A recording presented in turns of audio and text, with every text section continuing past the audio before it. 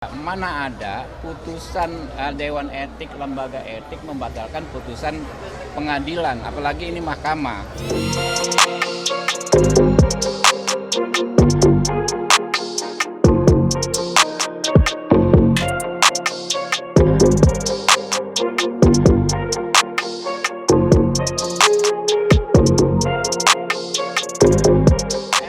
Kita pun tahu juga mana ada putusan Dewan Etik, lembaga etik membatalkan putusan pengadilan, apalagi ini mahkamah.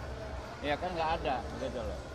Kalau soal etika saya pikir juga nggak masuk. Apa yang namanya konflik of interest itu kan nggak berlaku di Mahkamah Konstitusi karena yang dalam pengujian undang-undang dalam PU nggak ada namanya konflik of interest karena yang diuji itu bukan fakta hukum, bukan konflik kepentingan hukum antar orang.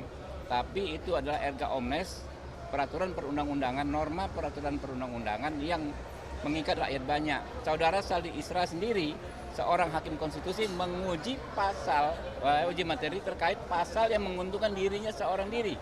Pasal 80 sekian di Undang-Undang 7 tahun 2020. Hakim konstitusi yang saat ini menjabat dianggap memenuhi syarat dan berlaku sampai pensiun 70 tahun. Waktu itu dia belum 55 tahun. Dengan pasal tersebut, dia tadinya menjabat 10 tahun bisa menjadi 15 tahun. Iya kan? Dia nggak mundur diri, mundur nggak Saldi Isra waktu itu. Apakah dia dihukum konflik of interest? Nggak ada. Gitu loh.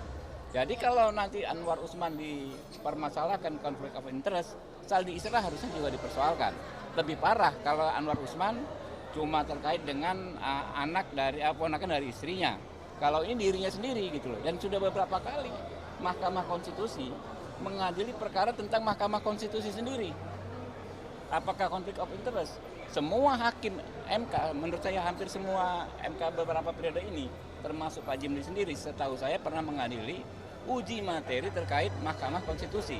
Apakah Pak Jimli sendiri akan dipersalahkan? Kan tidak, betul loh. Jadi itu ya kalau yang lainnya, misalnya mempersoalkan lagi open legal policy, soal perkara pernah didaftar, dicabut, dibatalkan pencabutannya, itu kan masuk dalam materi perkara. Dalam hukum ada istilah akhir dari perdebatan hukum adalah putusan. Jadi kalau sudah diputus nggak ada debat lagi dan setiap putusan pengadilan harus dianggap benar.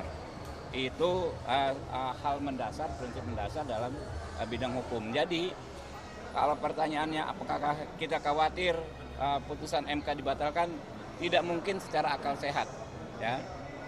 Tidak mungkin secara konstitusi, tidak mungkin secara azas hukum. Kemudian apakah putusan MK akan menyatakan misalnya Anwar Usman melanggar kode etik karena persoalan konflik of interest? Menurut saya tidak mungkin karena mengacu pada praktek-praktek sebelumnya, ya.